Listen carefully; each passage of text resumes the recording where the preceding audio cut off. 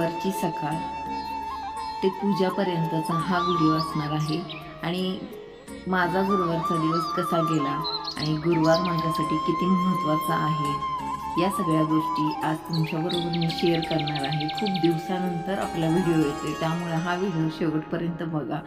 आणि मी मार्गशीर्ष महिन्यात कशी पूजा केली हा दुसऱ्या गुरुवारचा व्हिडिओ आहे। पहिल्या गुरुवारी मला एवढा वेळ नाही भेटला की व्हिडिओ वगैरे बनवायला, खूप गडबड होती।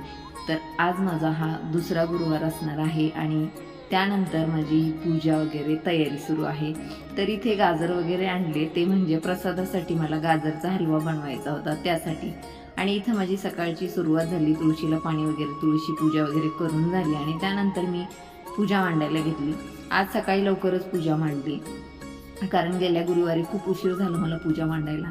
तर इथे माझी सुरुवात झाली। आता खूप घाई गडबडीत हा दिवस गेला, त्यामुळे काही गोष्टी इग्नोर करा आणि महत्त्वाचं म्हणजे मी पूजा कशी मांडते या गोष्टी मी तुमच्याबरोबर शेअर केलेल्या आहेत। जर काही चुकत असेल तर तुम्ही कमेंटमध्ये सांगू शकता।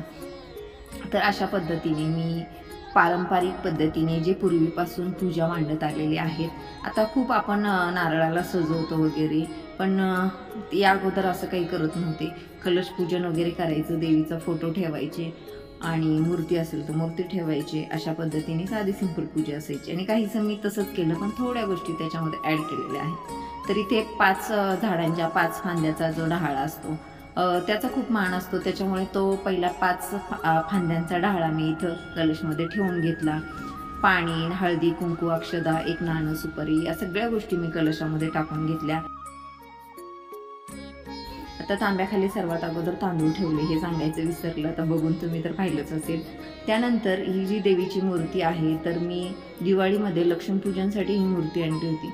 मूर्ती जेव्हा आणली तेव्हा त्याचा रंग अगदी वेगळा होता, तो व्हिडिओ पण मी तुमच्याबरोबर शेअर करेलच की कशी मूर्ती मी डेकोरेट केलेली आहे आणि कशी होती आणि आता कशी झालेली आहे या सगळ्या गोष्टी। थोडासा मला वेळ द्या, तो व्हिडिओ पण लवकरच येईल।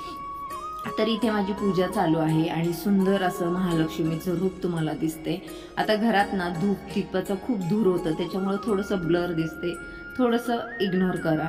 तर इथं छोटासा चौरंग ठेवला, त्याच्यावर लक्ष्मी यंत्र आणि हत्ती ठेवले। आता मला पहिला अगोदर म्हणजे काहीच माहीत नव्हतं की हत्ती कसे ठेवले पाहिजेत। तर मी दोन्ही हत्तीची सोंड आपल्याकडे, म्हणजे जशी पूजा असेल तर आपल्याकडे करून ठेवत होते।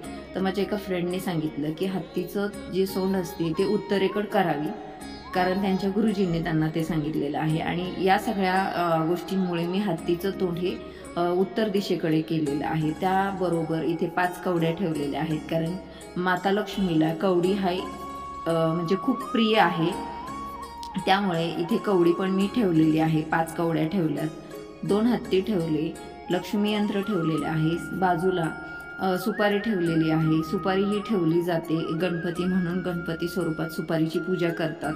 तर इथे मी गणपतीची मूर्ती पण ठेवली आहे, दिसेलच तुम्हाला पुढे। त्यानंतर इथे पाणी ठेवलं एका छोट्या तांब्यामध्ये, देवीची पुस्तिका ठेवली, नैवेद्यासाठी खडी साखर ठेवलेली आहे, 2 समया लावल्या आणि अगदी साध्या सोप्या पद्धतीने ही पूजा केलेली आहे, जे की पूर्वीपासून आपण करत आलेलो आहे। आणि आता वेगवेगळ्या गोष्टी खूप मार्केटमध्ये भेटतात, त्याच्यामुळे आपल्याला देवी वस्त्र म्हणा, देवी मुखोटे या सगळ्या खूप व्हरायटी आलेल्या आहेत, त्यामुळे आपल्याला वेगवेगळ्या गोष्टी करायला भेटतात। पण काही लोकांचं म्हणणं असं येतं, म्हणजे मी खूपदा असं ऐकलंय की नारळ हा पुलिंग असल्यामुळे तर त्याला मंगळसूत्र घालू नये किंवा नथ घालू नये, असं ह्या सगळ्या गोष्टी जो तो ज्याच्या त्याच्या श्रद्धेने करतो। मी ही पहिला अशीच पूजा करायची, साधी सिंपल, पण आता सगळ्यांबरोबर आपण पण थोडं आवडीनिवडीप्रमाणे वेगवेगळ्या गोष्टी करतो। तसंच मी इथे आज एक अगदी म्हणजे पारंपरिक पद्धतीने पूजा केलेली आहे आणि पूजा अशी मांडून झाली, अगदी साधी सोपी पूजा मांडलेली आहे। त्याचसोबत आज मी ठरवलं की देवीसमोर जी रांगोळी असणार आहे तर त्याचा रंग मी पिवळा घेईल। तर इथे मी पिवळा रंग रांगोळीमध्ये घेतलेला आहे। त्याचसोबत मी स्वामी व्रत पण चालू केलेले आहे। तर आज माझा दुसरा गुरुवार आहे स्वामी समर्थांचा पण, आणि त्यासोबत एक साईडला मी स्वामींची पूजा पण मांडलेली आहे आणि महालक्ष्मीची पूजा पण मांडलेली आहे। आता माझ्या घरात अगदीच म्हणजे देवघरात पण खूप जास्त देव आहेत, कारण माझे जे पूर्वीचे देव होते, आमचे खूप पिढ्या अगोदरचे जे देव होते ते सगळे देव माझ्याकडे असतात. त्यामुळं देवाचं अगदी विधिवत सगळं मला करावं लागतं आणि मला ते आवडतं सुद्धा. तर घरातल्या देवघरातली पूजा वगैरे करून, महालक्ष्मीची पूजा मांडून, स्वामींची पूजा मांडून, या सगळ्या गोष्टी करून आता शेवट मी रांगोळीपर्यंत पोचलेली आहे. तर अशी साधी सिंपल रांगोळी काढली, फार काही काढलं नाही. आणि लक्ष्मीची पावलं वगैरे घेतली आणि गोल गोल चकत्या काढल्या. झालं, साधी सिंपल रांगोळी घेतली, पण तो पिवळा रंग अगदीच उठून दिसत होता. खूप छान वाटत होतं. आणि रांगोळीशिवाय ना पूजेला शोभा येत नाही. तसंच काहीसं बघा, रांगोळी जोपर्यंत नव्हती तोपर्यंत पूजा एवढी छान दिसत नव्हती, पण जेव्हा पूजेसमोर रांगोळी आली तेव्हा अगदीच म्हणजे छान अशी पूजा दिसायला लागली. तर थोडीशी सजावट करायची, कोणतीही गोष्ट जितकी छान करता येईल तेवढी करावी, असं एक माझं मत असतं. तर होतं त्या साहित्यापासून माझं थोडीशी इथं सजावट चालू होती. तर इथे पाण्याच्या भांड्यात फुलं वगैरे टाकून ही बाकीच्या गोष्टी, कारण ना आपण जेवढं करतो तेवढं कमी आहे. आणि देवी महालक्ष्मीला ना फुलं वगैरे, रांगोळी, या सगळ्या गोष्टी ना खूप छान वाटतात पूजेसाठी आपण जर केल्या तर मग इथं अशी साधी सोपी पूजा केली आणि फायनल तुम्ही बघू शकता, ही आहे स्वामींची पूजा. हा एक वेगळा व्हिडिओ मी तुमच्याबरोबर शेअर करेलच की मी पूजा कशी मांडली किंवा काय.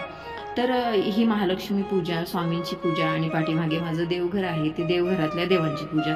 तर हा व्हिडिओ फक्त देवपूजेचाच आहे. त्यामुळे जर याच्यात काही चुकत असेल तर तुम्ही मला नक्की सांगा, कारण मला जेवढं जमतं किंवा जेवढं मला कोणी चांगलं सांगतं की हे असं चुकतंय, हे असं कर, ते तसं कर, तर मी ते नक्की करायचा प्रयत्न करत असते. कारण देवाच्या बाबतीत कुठलीही गोष्ट चुकून घडू नये असंच मला वाटत असतं.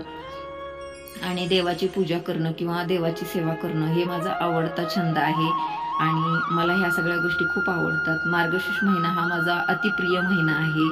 या महिन्याची मी वर्षभर जसं की वाट बघत असते. आणि आजची ही पूजा आणि हे महालक्ष्मीचं सुंदर रूप आणि ही मूर्ती तुम्हाला कशी वाटते ह्या गोष्टी सांगायला विसरू नका.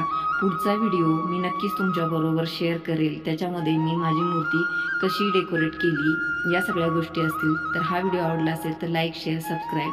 बाय, भेटूया पुढच्या व्हिडिओमध्ये.